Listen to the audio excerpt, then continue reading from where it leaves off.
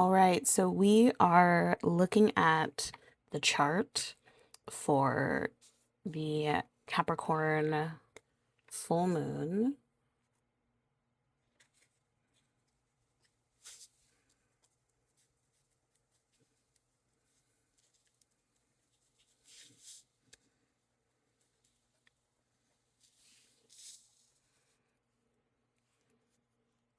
This lunation is exact at or on June 29th, 2026, at 4, what was it? It was 4:56 p.m.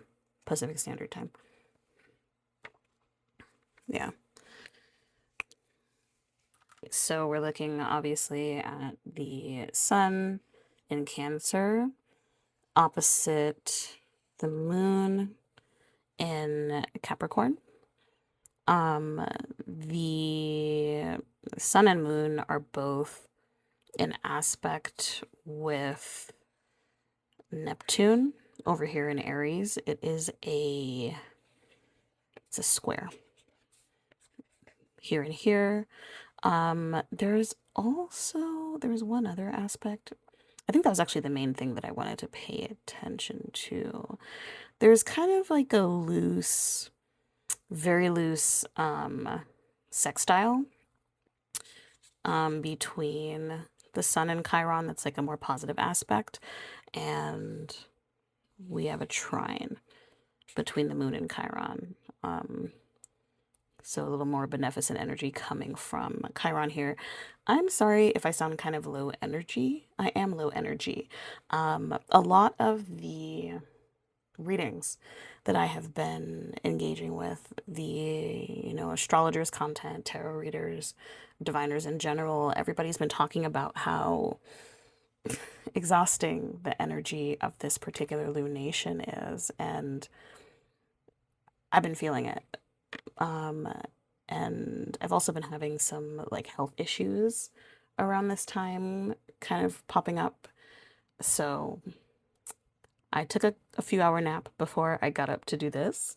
But I am glad to be here to sit down and do this reading today. Okay. But because of my low energy, I'm going to try and keep it really cute, really clear, really concise, and really to the point.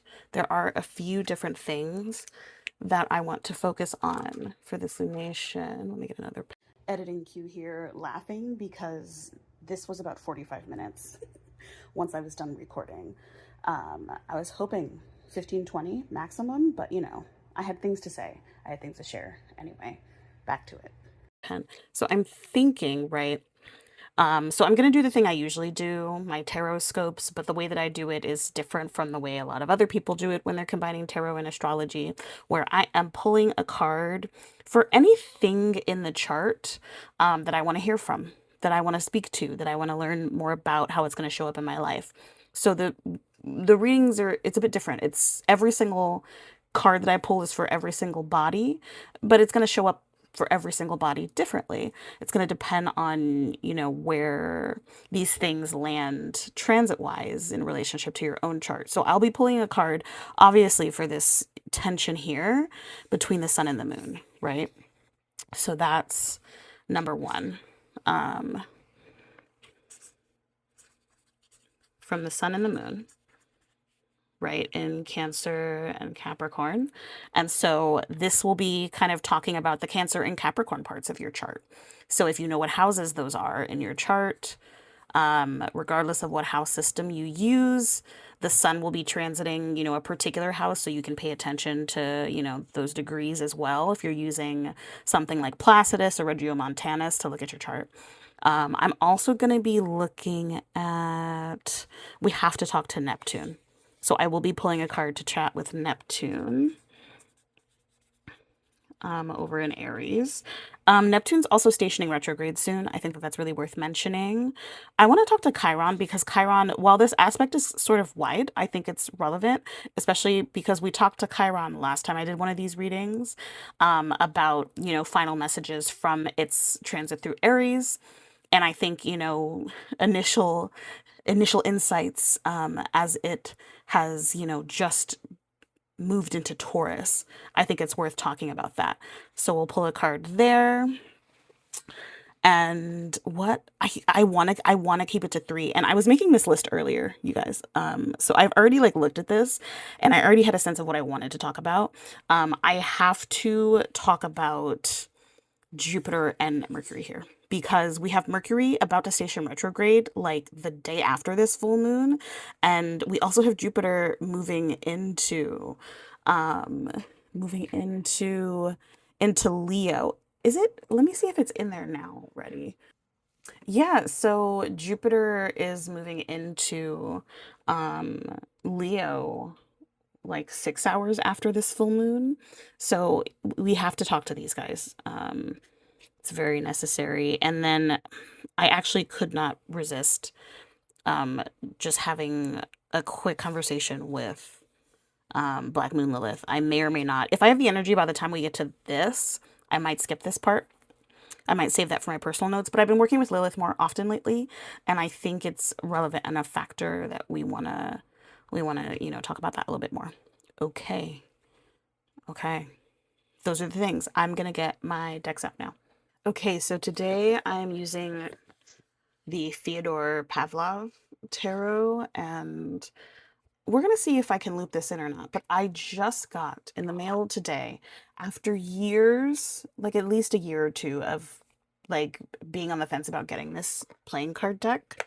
I finally got the Pagan Otherworlds circular, um, not the Pagan Otherworlds, the circular pagan playing card deck from Usi.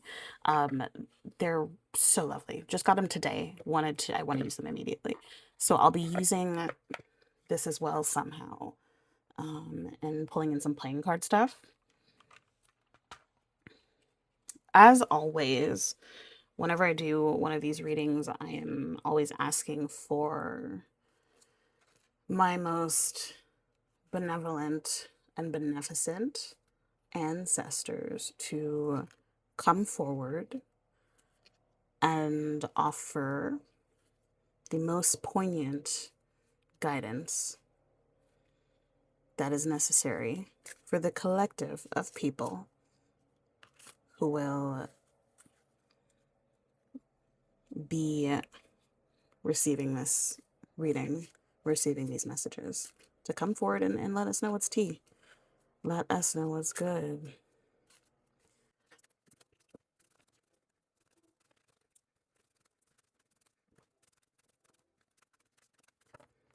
All right, so this first card that we're pulling is, about the sun and the moon. We're looking at the sun and the moon, this opposition between them. We're looking at the energy of this particular full moon. And it's just going to be one card for that. We've got the Knight of Coins. Patience is the first word that comes to mind. Patience. I love the depiction of the Knight of Coins here in this deck in the wheelchair. I do think it speaks to the kind of slower moving nature of this particular knight.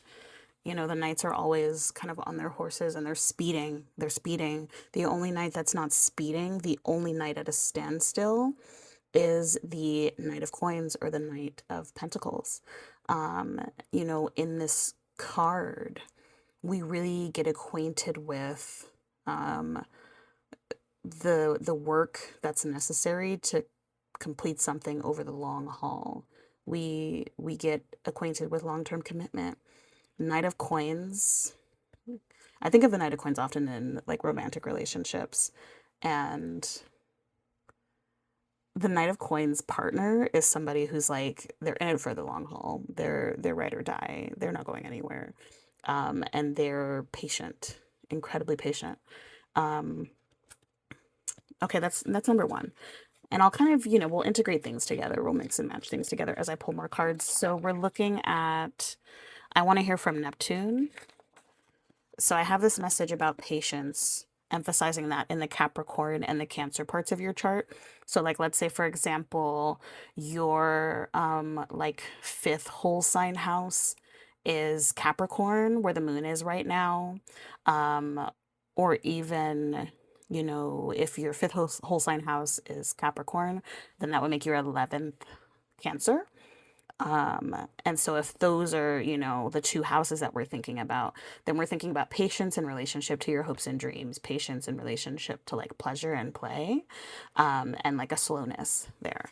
A slowness and a tenderness and a willingness to kind of, you know, show up in that sphere over and over again.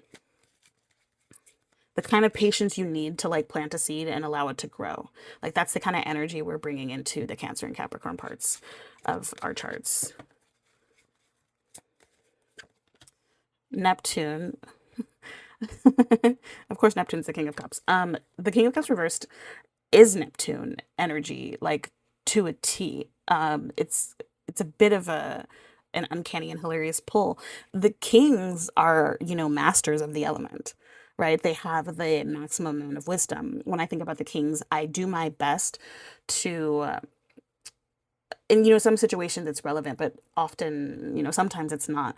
The kings are often in a patriarchal society, a corrupt energy, a corrupt entity. And I tried to think of, you know, the kings of old, the kings of matriarchal times that were much more egalitarian and communally oriented.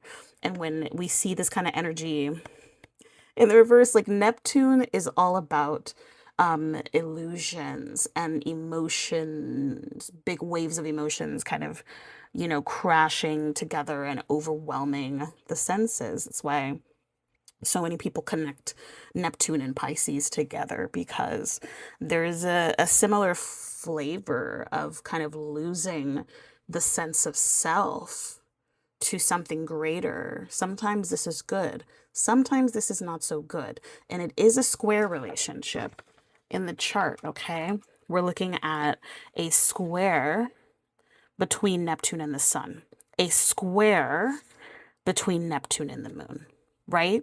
A lot of pressure. Now, this is part of why this is such an exhausting lunation, because it's forcing us to, I honestly think it's forcing us to traverse these emotional waters that we may not have wanted to.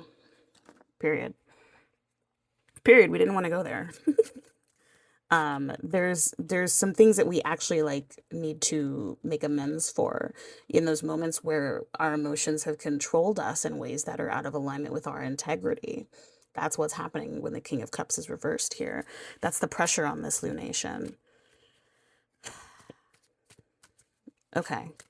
I want to hear from Chiron, because I actually think that Chiron will help us out here. You know, it's making a sextile to the sun. It's making a trine to the moon. These are much more fortuitous, much more generative, much more like positive aspects. So what's the goat Chiron got to say? Let's see. Oh, we love to see that. It's temperance. As above, so below. As within, so without. I really like seeing temperance here as like a balancing between these energies, because there's this emphasis for like slowness and patience, and an emphasis on like contending with the ways in which you've dissolved boundaries that shouldn't have been dissolved. And then temperance comes in and is this like, it's this tight line that I think is important to walk. It really points me to Sagittarius, because it is associated with the zodiac sign Sagittarius. So I probably will end up pulling a card for this part of the chart here. But you know, temperance is a message from Chiron for these guys. It's about being gentle with yourself and others. It's about acknowledging and accepting and understanding that the turmoil of your interior world doesn't stay interior, that it can become exterior and become externalized and like touch and affect and impact other people. I've been thinking so much lately about the responsibility that we have when we walk into any room to really carry ourselves in such a way that um, does not suck all the air out of the room, honestly. Like that responsibility for showing up. Um, and yeah, just that makes me think of temperance. I think it's this energy that kind of keeps us in line. Temperance keeps us in check. Temperance is this kind of push away from excess. We don't want to be too hard on ourselves. We don't want to be too soft on ourselves either.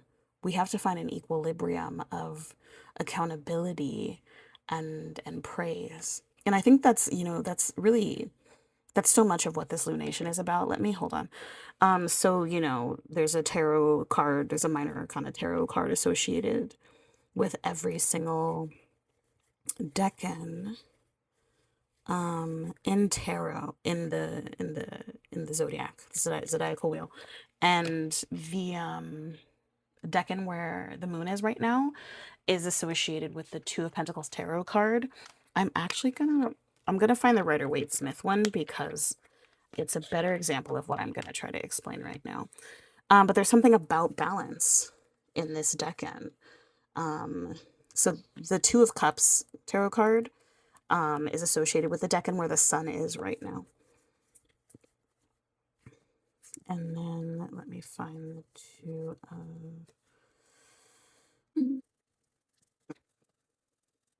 Okay, so the Two of Pentacles here, this is where the moon is at right now, astrologically speaking, and the sun is here in like Two of Cups land. And this is why, like, I think people have the wrong idea about Capricorn often.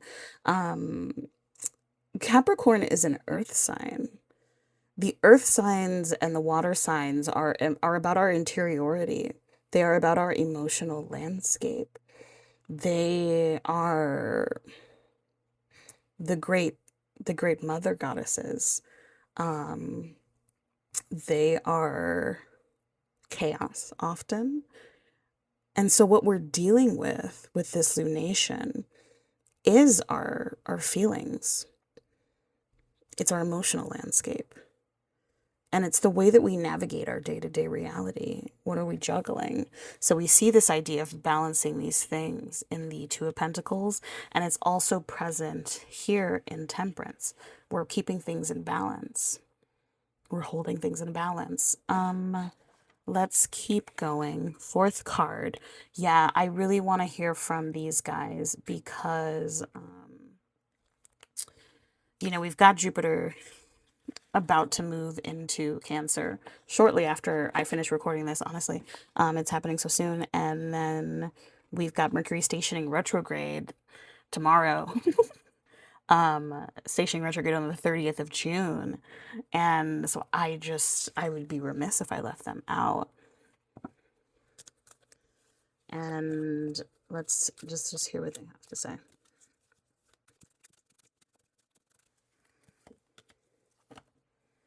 Okay, so we've got Justice reversed. That's so hilarious and loud. Justice reversed. It's funny, I often think about Jupiter in relationship to justice, but I think that's because I have Jupiter in Libra. And this is the card associated with Libra. This spread is emphasizing balance so aggressively. Like, we're already dealing with these twos here. I think it's worth noting that Chiron is in the decan of, or no, not Chiron, that's not the one I wanted. Neptune is in the decan of Aries, related to the Two of Wands. The twos are always like balancing, kind of juggling. A note that I wrote down as a thought about this lunation was juggling harmony. We have the balancing that's happening here in Temperance. There's this line that we're walking in the King of Cups, where we're walking the line between allowing our emotions to overwhelm us and letting them communicate so that we can understand and learn from them. we're walking the line in in the Knight of Coins between, you know, the planting the seeds and the harvest. We're in the middle, we're watering things. There's just a lot of water here. And then justice shows up in the reverse. Oh my goodness. And I mean, that's why patience is the first word that came out, because this is honestly going to be an entire month where you will just have to wait to get the answers. It just is what it is. It's classic Mercury retrograde stuff. It's classic, like, yeah, the slowdown. The slowdown. Hold on. I need to pull a clarifying card for that in particular. What is that about? This is so loud. Three of Pentacles with justice, clarifying justice. The team is being assembled is the word that came forth in my mind. And I think that's maybe why I thought of Libra a little bit, because Libra has so much to do with like how we relate to our other people. Libra in relationships is like relationships. Relationships and Libra go hand in hand. And so here in the Three of Pentacles, usually there's three people and they're like working on this project. It's a really big project. It's a really important project. What it's clarifying here is that like there are people you're meant to collaborate with. There are people you're meant to collaborate with. That's the message there. Okay. Okay. I'm gonna loop it all together, I promise. I think I have been doing that though. Honestly, final card. And I think this time for the final cards, we're gonna use the playing card deck. And the final card is really, I think, a little bit about Lilith. I think it's a little bit about Lilith and a little bit about everything. It's about kind of closing out the spread. The reason why I like to look at Lilith, and I look at 3 different calculations of Lilith, I like to see where all of them are. Because sometimes they're in one sign, sometimes they're in multiple signs, so I use all the calculations. But they're all in Sagittarius together right now, and I think of Lilith in any chart as the place where transgression occurs, as a place where, hold on, I wrote notes on this earlier and I need them. Okay, yeah, so I think of, I'll bring this down here. I think of Lilith as the shadows, the wild animal nature within. I think of Lilith as chaos. And I think this particular lunation lends itself to shadow work really well. Some light, like gentle shadow work, like you don't have to go too hard. The things are going to come up really easily because we are dealing with like a lot of, you know, sort of like watery emotional energy here. So it's not going to be hard at all, but the truth will be loud because we're talking about Sagittarius here, which is why I wanted to use playing cards. So I'm newer to reading playing cards. I've not been doing it for very long. And I like to give caveats like that when I am really new to something. Like tarot is my wheelhouse. Astrology, that's my wheelhouse. I've been studying them for years. Playing cards, I'm very new to, and I will be referencing a particular book, and I'll tell you what that book is in a second. But let's pull the cards first. I'm going to pull 3 of these, and we're talking to Lilith, and we're kind of closing out this reading as well. Now, something that's just worth noting with this deck, it may not be relevant. We'll see what cards end up getting pulled, but it is a playing card deck, obviously, but it has extra cards in it. So it has these moon phase cards, which I have actually pulled out because I just didn't want them in. I left one of them in there, but the rest I've pulled out. And then it also includes, kind of in keeping with tarot, it includes knight cards. So these are the knights. Traditional playing cards don't have a knight, so I took them out. And then they also include cards for the planets as well, which is really cool. I left those in. Those are in here. I'm just letting you know if we pull something that's not a playing card, you know, typically that's what's going on. Ooh.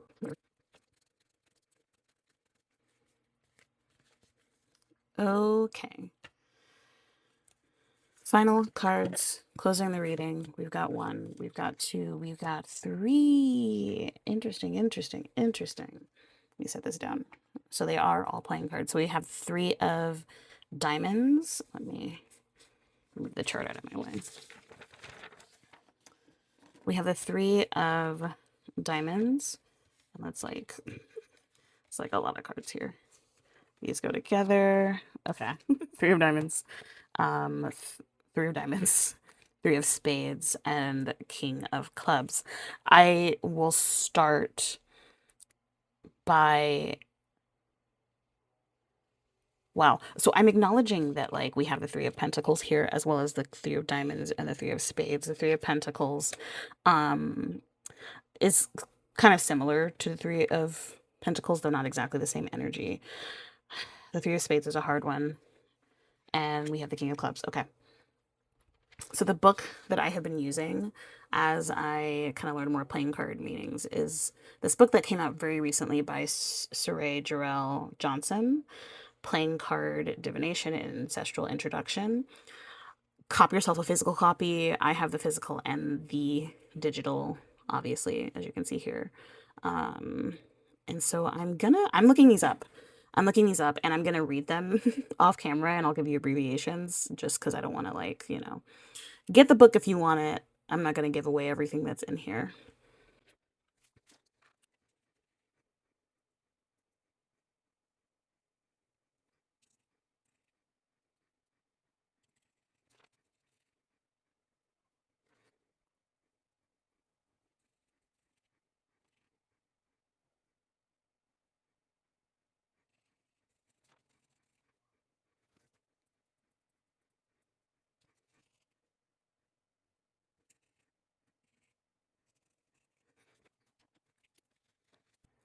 Okay, so I have taken my notes. I have done my reading on these cards in particular, and we've reached the end of the reading. I'm going to summarize everything for you. Um, these cards in particular, we've got, actually, this is the setup. The Three of Spades talks about past heartbreak. It talks about the things we are grieving. And I think that's what's in the shadow right now is like the reason why I like using playing cards is because they can be really straight with what they have to say is that like sometimes we have spent too long grieving and it is time to move on to new opportunities. That's the Three of Diamonds. To lean on the people in our lives who are most dependable. That's also the Knight of Coins, right? The Knight of Coins is an incredibly dependable figure, and the King of Clubs is as well. Um, Everything is echoing each other, right? That this is a moment where we slow down, where we accept the patience that will be necessary to move through and move on from our grief, to make sure that we're kind of balancing out this balancing out, you know, self-reflection and accountability with, self-care and nurturance. And I think, that's where the Knight of Coins comes in. That's where the King of Clubs comes in, these figures. There are relationships that will be rekindled at this moment. There are relationships that will sort of change shape at this moment. And I think we get this opportunity. Grief is an opportunity, honestly. It's an opportunity to reminisce on what worked and what didn't. And accept that, we are in a new chapter now and things are different and that is for the best. That as relationships change shape, so too do new ones, start to come in. And we get to learn new ways of honestly being emotionally mature, new ways of, being present for and with people. We learned so many lessons. And this is why I'm emphasizing not being too hard on yourself, because when you have come to the end of a connection, come to the end of a chapter of a relationship, it can be really hard to sit with the ways in which you have been the grotesque one hold on. Let me elaborate. This is why I made that tarot spread over on Instagram for Ariana Grande's most recent single, Hate That I Made You Love Me. It is a tarot spread that is about making peace with the most hideous aspects of ourselves, and I will be posting a collective reading using that spread sometime soon. Hold on, let me find the card I'm looking for. Okay, so here it is. We have the Five of Cups, the version of the card from the Spirit Keepers Tarot, hands down my favoritist, my most favorite, my most favorite tarot deck, which is falling all over the place right now. Oh my goodness. Oh my goodness. No, I don't need the guidebook. And she has these titles for the cards, and her titles are phenomenal. And she tells these awesome stories alongside them as well. This is the Grotesque. The guidebook for this deck is actually available to download as a free PDF from her website.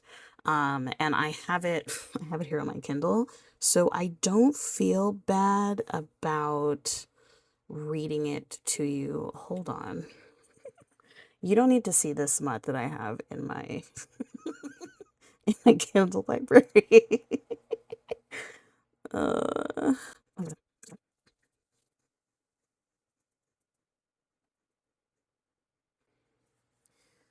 okay, so I don't know how well you can see that, but I'm gonna read this to you.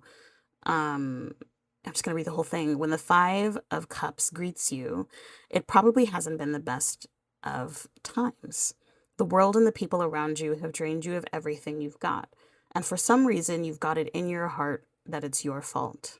Well, it's not. The forces at play were much bigger than you realize, sourced from far beyond your line of sight, rooted in events far beyond the events of your life.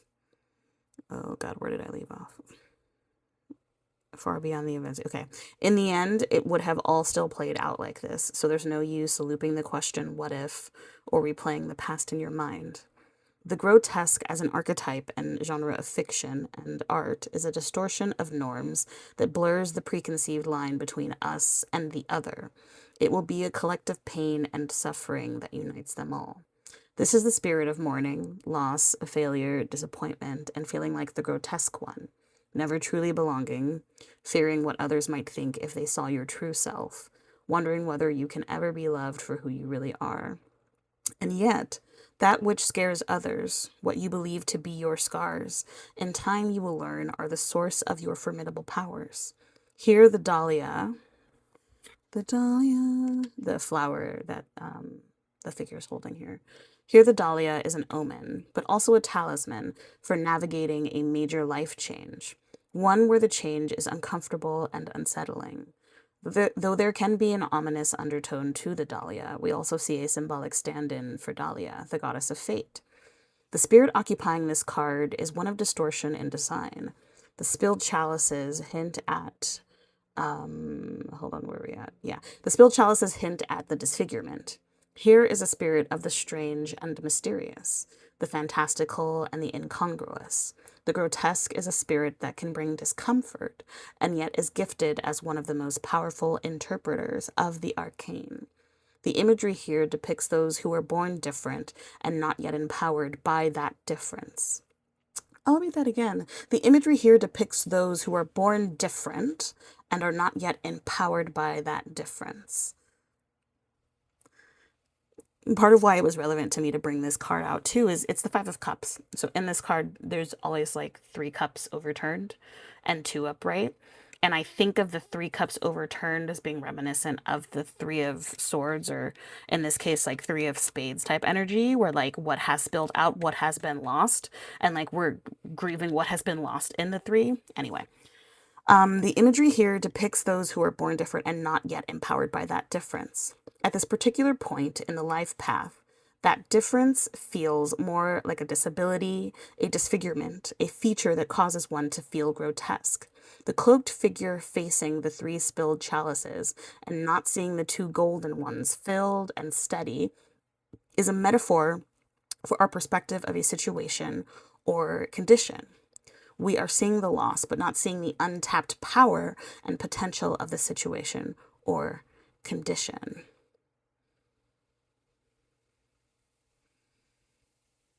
I want to read the artist notes because I think they're worth it.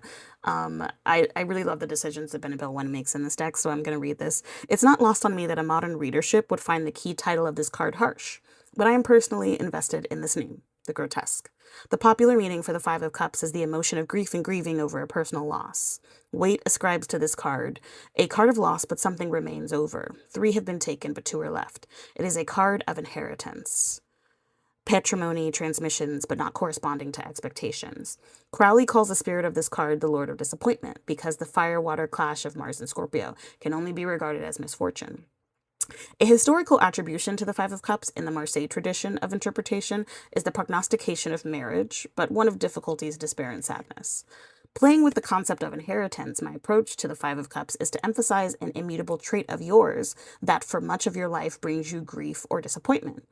As for the theme of loss, something about who you are innately is the root source of why you experience the event of loss. A mundane example might be the breakup of a relationship, because something about who you are innately was the true source of challenges in that relationship, resulting in the breakup, and thus the feelings of grief you're now experiencing. That was really loud. In esoteric astrology, Mars in Scorpio signifies a great deal of occult and psychic power. There's a sentiment of chaos magic or unorthodox witchcraft to this astrological placement. Extrapolating from that, the Five of Chalices is... Hold on, where am I at? Five of Chalices is someone born so different from the norm that most of normal society regards you as grotesque. Yet it is that same grotesque attribute that you most identify through. And I love that a lot. When we lose things because of like who we are, it's really easy to be hard about ourselves for just existing, right? So this is the energy I'm bringing in to remind us of that. I think that's actually all that I have. That's all that I have. That's all that I have. Okay. So for this new moon in, there's like a couple times in here where I say new moon and I mean full moon. We're rolling with it. Just go along with it. I always mean full moon. I've always meant full moon because it is a full moon. Editing cue back to almost being done editing. Capricorn, we are being patient. We're going slow. We are leaning on what is dependable. We are leaning into what the truth is. We're remaining balanced. We're finding our equilibrium. We're finding homeostasis. We're taking responsibility for the ways in which we have moved that have been out of integrity. That's this here. Yeah. Yeah. And we're moving on. We're taking our time to move on. You can take your time. Take your time. We're moving on slowly, but we're moving on. The best is yet to come, y'all. All right. Thank you so much for being here. Thank you, my most benevolent and beneficent ancestors and spirits, in favor of the highest good of myself and the collective who has received this reading. Until next time, I hope the rest of your month is great.